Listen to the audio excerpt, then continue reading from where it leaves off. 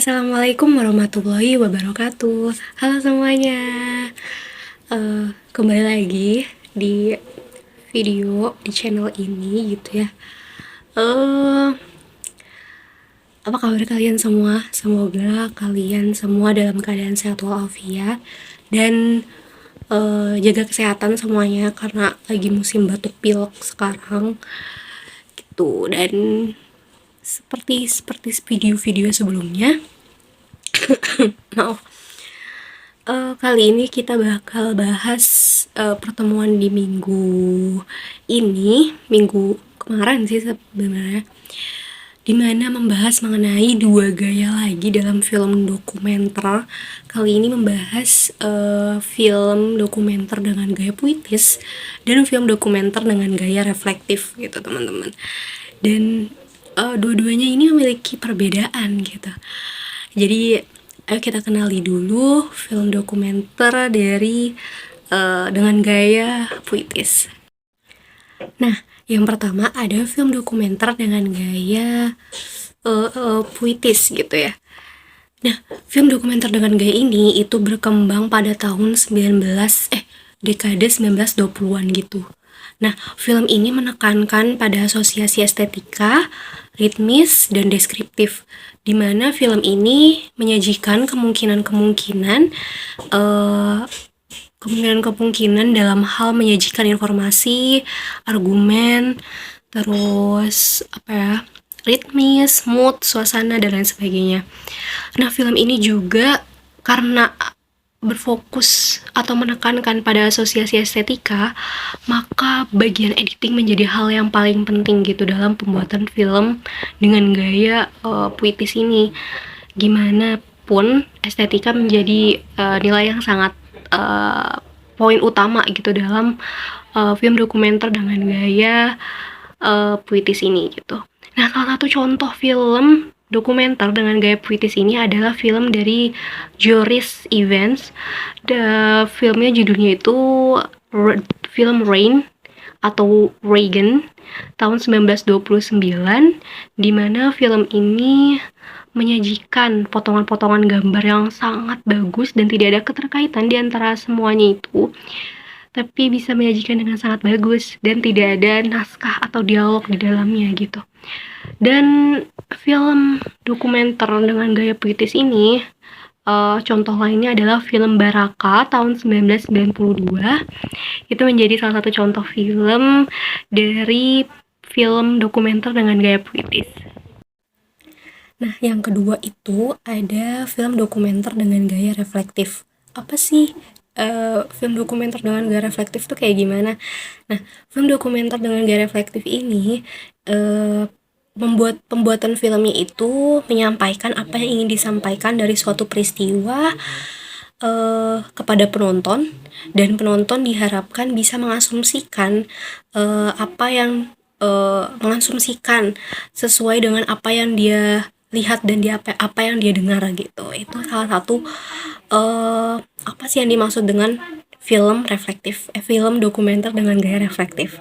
Nah, film dokumenter dengan gaya reflektif ini juga berdasarkan pada pandangan masyarakat mengenai suatu peristiwa yang terjadi gitu.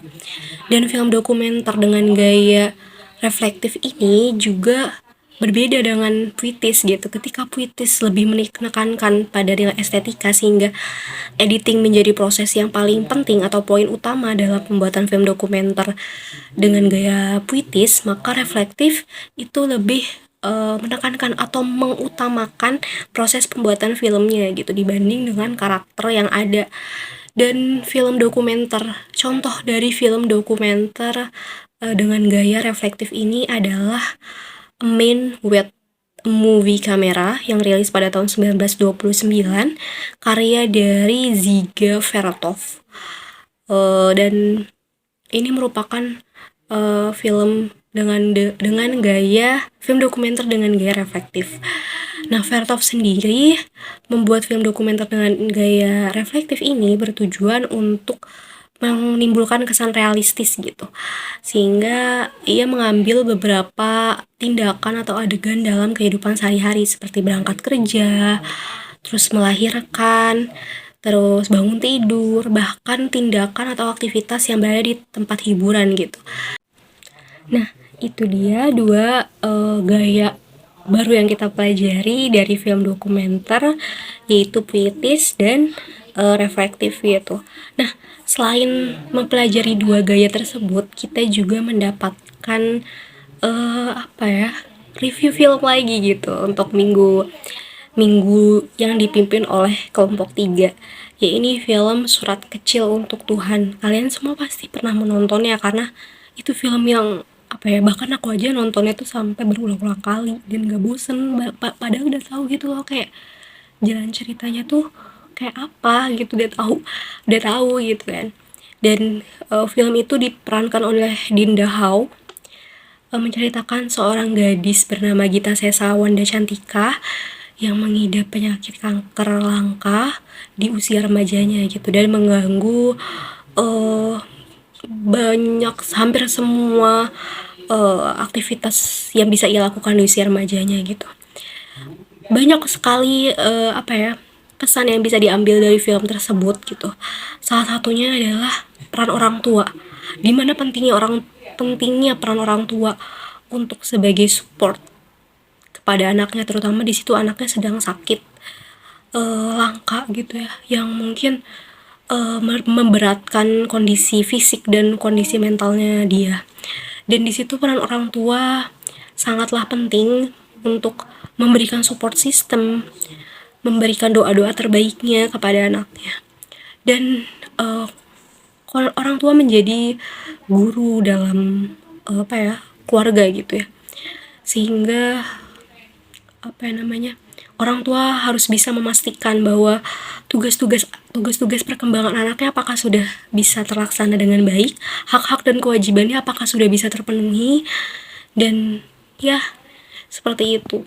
Jadi dalam film ini pun terlihat bagaimana peran orang tua yang begitu besar untuk bisa membuat anaknya sembuh, terus keikhlasan dan apa ya, selalu berusaha untuk mencari obat-obat terbaik buat anaknya, itu menjadi poin yang sangat menyentuh dalam film ini. Jadi sekian dari saya, kurang lebihnya mohon maaf. Wassalamualaikum warahmatullahi wabarakatuh. Maaf jika ada kesalahan penyebutan kata, nama, dan lain sebagainya. Ketemu lagi di video selanjutnya. Dadah.